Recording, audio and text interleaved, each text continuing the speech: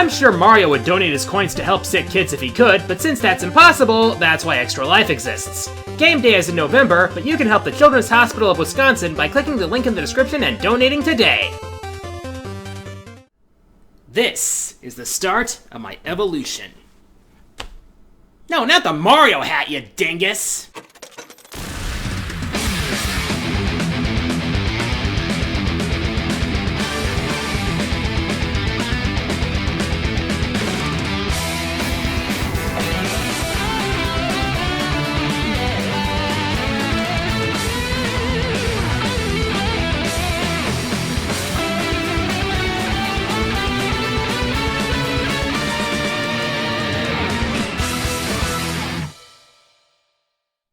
Well, what can I say except I needed that month off. Well, sort of a month off. But anywho, I'm back on my bullshit and ready to hit the ground running.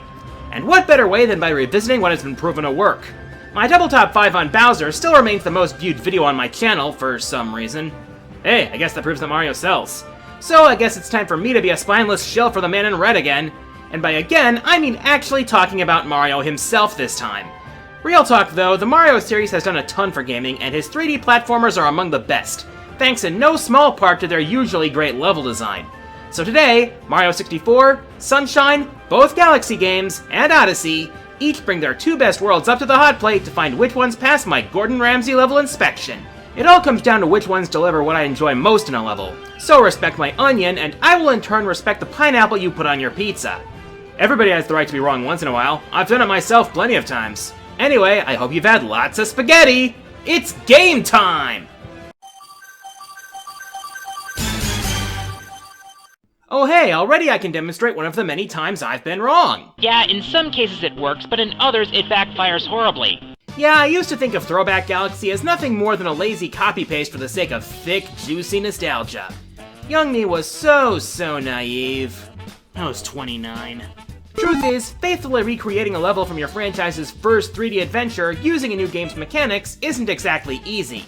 But Nintendo pulled it off very nicely indeed, if I do say so myself. They dug the blueprints of Whomp's Fortress from under the mess of level designs that followed it, rebuilt the place in space using the finest in component-rendered bricks, blasted the hippest orchestral jazz remix to the speakers, and essentially turned Spaceship Mario into the Wayback Machine for a level. It may not have as many stars to find as the original, but it does have a couple extra bells and whistles, such as that bonus area where you whack piranha plants for a few 1-ups, that line of musical notes to earn a few more 1-ups, the way they spruced up the King Whomp fight quite a bit, and hey, the Silver Star mission makes some pretty good use of the Cloud Flower. I love the Cloud Flower. It also makes for a good speedrun, courtesy of the Prankster Comet, of course. Heck, even the Green Stars, which admittedly make for some of the most pointless filler in any Mario game, are decidedly less bullshit here than in most worlds in the game. The second one in particular is actually pretty clever. It's pretty cool to use a Whomp as a stepping stone, not gonna lie. I smell irony! Now for an actual level from Super Mario 64 instead of a faithful recreation. Super Mario World introduced Ghost House levels, which included a whole bunch of tricks that wouldn't be seen in other levels. Big Boo's Haunt took the idea and translated it into 3D in a way that, while not outright scary, does manage to pull out that spooky vibe pretty damn well. By this point you should know how to deal with boos in this game. I mean, you have to take out at least one to even enter the place. So I guess it's fitting that you get your first 2 stars by clearing out a bunch of them. Twice. Seriously, where's a proton pack when you need one? From there, you get all manner of haunted house fare. Fake walls, trick floors that give way, creepy eyeballs that track you, possessed furniture, haunted books, and... Yeah, I'll admit that did scare me as a kid, but nowadays I can see it coming, so... yeah.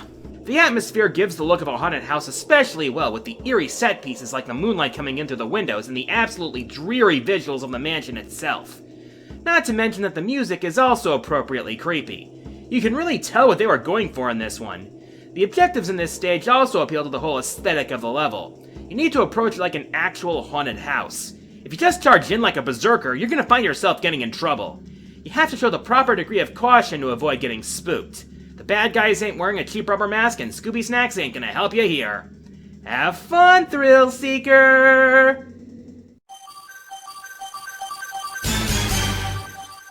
Well, after all that ghost busting, I'd say it's time to take a break to relax on the beach. don't think that goop's supposed to be there. And I know that Manta's not supposed to be there. And oh my god, did those boosts follow me here? Are they out for revenge or something? Opinions seem to be mixed on Sirena Beach. Depending on your sign, it can be a breath of fresh air or your most hated level in the game. I'll admit that the battle against Phantom Manta for the world's first Shine Sprite isn't exactly the best first impression, considering it can bounce you around like a fucking pinball, but once you get past that, there's an interesting variation on the haunted house theme. I mean, who expects ghosts to haunt a hotel with people who are paying customers? Actually, that's a pretty smart move on the boost part. I mean, the victims are right for the spooking. Inside the hotel, you've got a maze full of hidden passages and being an uninvited guest in the hotel rooms, something the Piantas won't hesitate to point out. Yoshi's there too, so you won't be crashing alone. Then there's plenty of chances to hit it big at the casino, where there's one of the world's 2 secret areas. Also, King Boo is hiding out under the casino. Where's Luigi when you need him? Probably hanging out in a game that's harder to break. Ayo! Real talk though, I enjoy the setting of this level. The beach scenery is very pretty, especially with the sunset over the horizon, and the hotel, ghosts notwithstanding, has a very nice design, as well as providing a bit of variety with the missions. The music also has that mixture of relaxing and a little bit creepy. I mean, it does make sense when you consider what's going on here.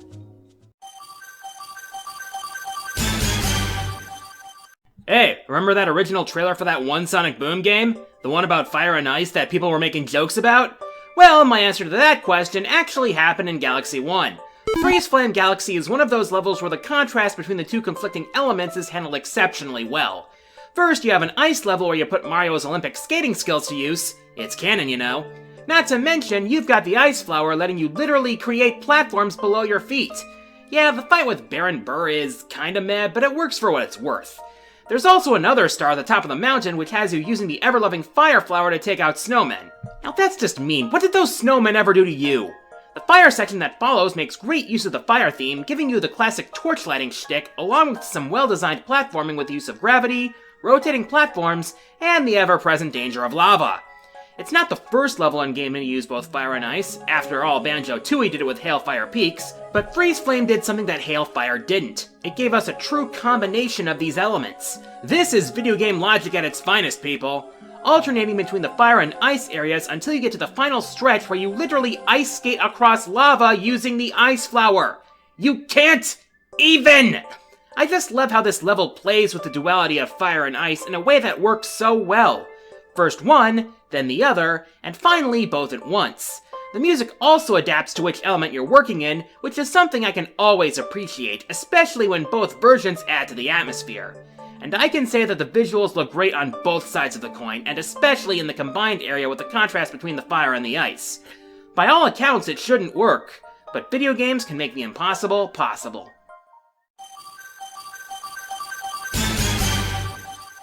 Right in front of the door to the final stairway to Bowser in Super Mario 64, you find a giant clock with seemingly no purpose. A nearby toad tells you about the secret behind the clock face, and let's just say, it's bigger on the inside. Tick-Tock Clock is one of the last main worlds of the game, and holy crap, it's a doozy! There's machinery everywhere, clock hands, moving gears, conveyor belts, pendulums, rotating and moving platforms. It's total chaos where one false move can cost you big. The stars are going to have you running all over the place, climbing across the clock, jumping on top of a thwomp, timing your jumps on pistoning platforms, and all sorts of crazy crap.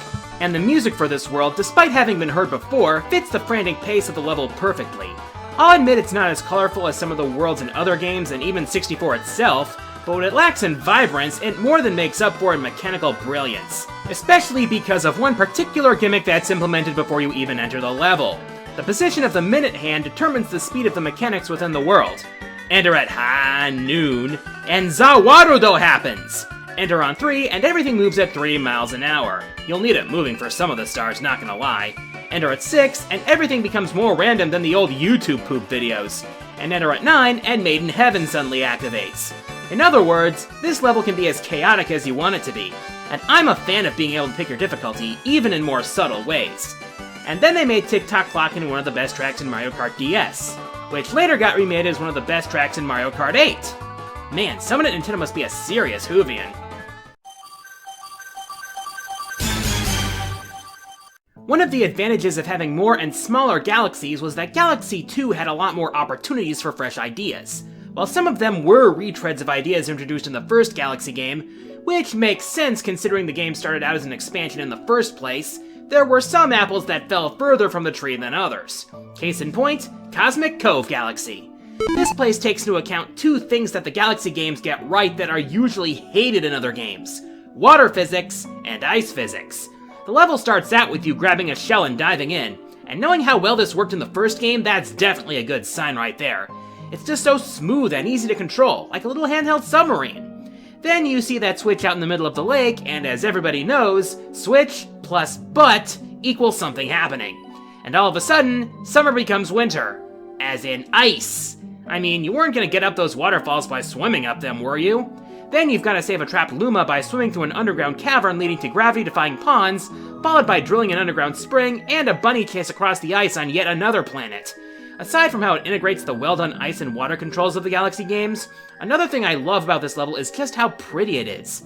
The starry skies mixed with the vibrant colors of the lake bottom to create an aesthetic that is simply beautiful. Also, I gotta appreciate whenever they include the gravity-defying water.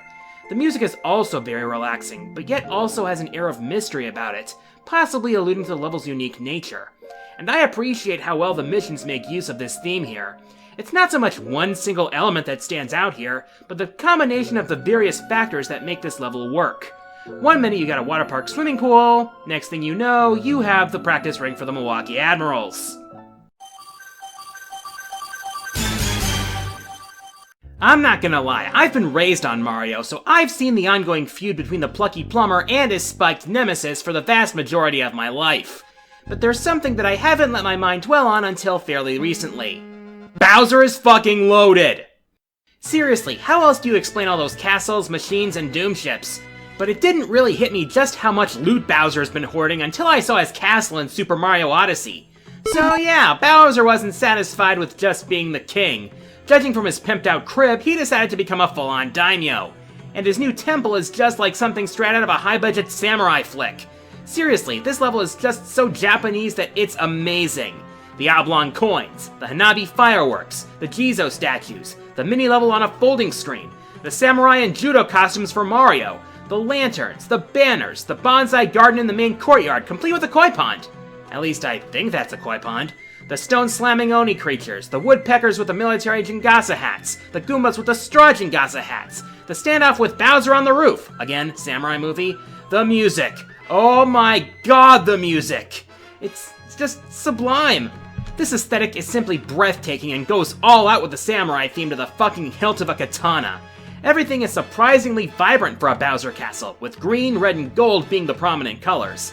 And in keeping with what you've been doing throughout the game, there are power moons hidden around every corner. Some of them are obvious, but there are plenty that you'll have to do some work to find, especially in the post-game. And I also love the crazy battle with the brutal mech at the top of the castle. That's another thing about this level that's completely Japanese, right? Considering that's where Gundam came from? Okay, now I'm just stretching it at this point. God, I'm such a fucking weeb, I swear. Amusement parks are typically where you go to have fun and escape your cares. But then again, most amusement parks haven't had to deal with Bowser Jr. And considering what happened at Pinna Park in Sunshine, I'm pretty sure he hasn't been allowed at any amusement park since. At least none that weren't built by his dad. Remember? Loaded? Pinna Park is, being my honest opinion, the best area in the game, mainly because of the craziness of the place. I mean, the first goal of the level has you fighting a giant mecha Bowser while riding on a roller coaster.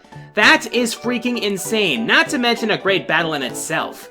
Plus, the aftermath of said fight is where Bowser Jr. reveals himself after hiding behind the guise of Shadow Mario up to this point. Jesus Christ, the Beyonces are idiots. There's plenty of other interesting stuff inside the park as well, like stopping an out-of-control Ferris wheel, hunting red coins on a swinging pirate ship, chasing down Shadow Mario, again, and even having Yoshi fill in for a carousel horse. There's even stuff to do on the beach, like taking out a cannon to find a secret area, and making wilted flowers bloom by defeating egg turtles. I don't get video game logic. The visuals of the park, fittingly enough, are very colorful and very fun, not to mention full of energy considering the chaos of the park. The beach, by comparison, has a rather relaxed vibe about it. The music fits the moods of the two areas as well, with the beach theme being smooth and particularly chill, and the inside of the park having a theme that's appropriately cheerful. That piano is just so perky and vibrant. The layout is well planned too and allows for quite a lot of silly antics and a lot of fun. And as I've stated before, this is where the story develops with Bowser Jr.'s reveal as well as his motives. But seriously, just how in the Sam Hill did this little guy think for even a second that Princess Peach was his mama? Princess Peach. This lady. I guess I can chalk this up to the impressionability of youth. Either that or he's never seen a mirror. One of the things I loved most about the Galaxy games were the multitude of ideas for levels. The whole space theme meant that there was so much potential for new worlds. And when everything comes together, it's pure poetry. Can you say modern classic? Wait, can 2007 be considered modern nowadays? I don't friggin' know. I was already loving the first Galaxy game, but once I reached Gusty Garden Galaxy, I knew that this was one for the books. For starters, I love the themes of this galaxy and how they played into the gimmicks of the level. The title alone should tell you the two main hooks. The wind theme is utilized with these puff flowers that can carry you across the winds between the various planets.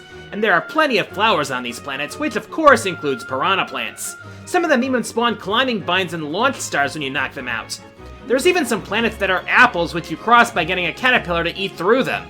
Not gonna lie, that's clever.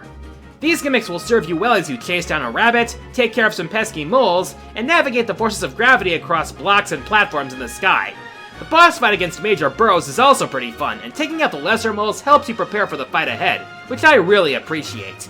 But the other thing that stands out about Gusty Garden Galaxy is simply how well it's presented, thanks in no small part to the amazing music of this level. From the moment that orchestral wonder started blasting through my speakers, I was in awe. That theme is just so invigorating and uplifting. I swear that shit could raise anyone's spirits. I mean, it's so good!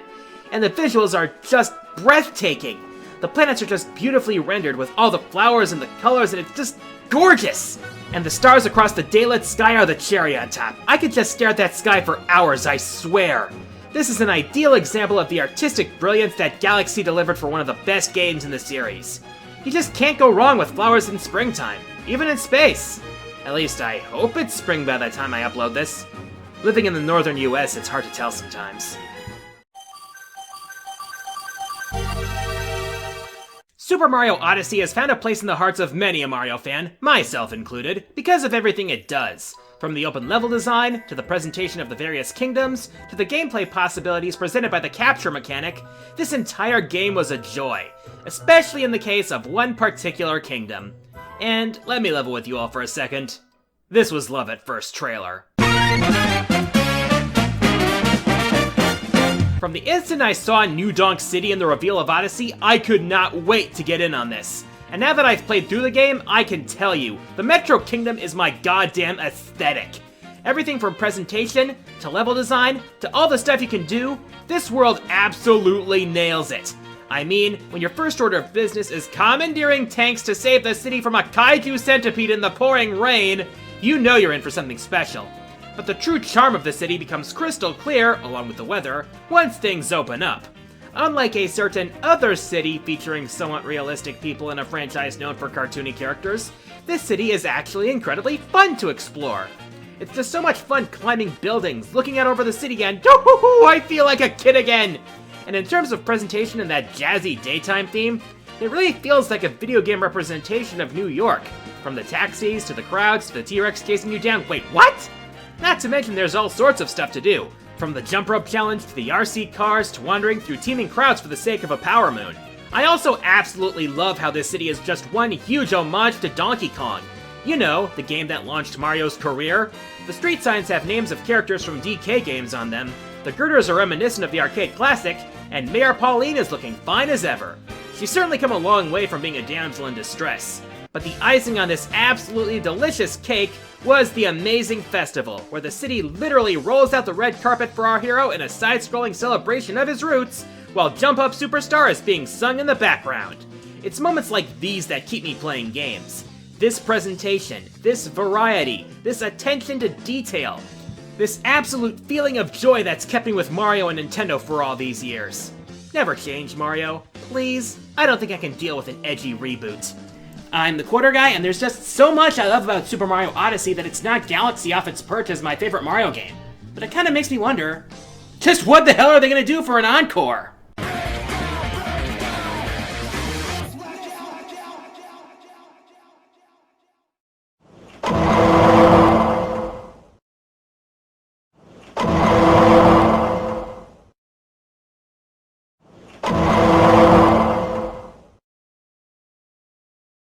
Well, you wanted this.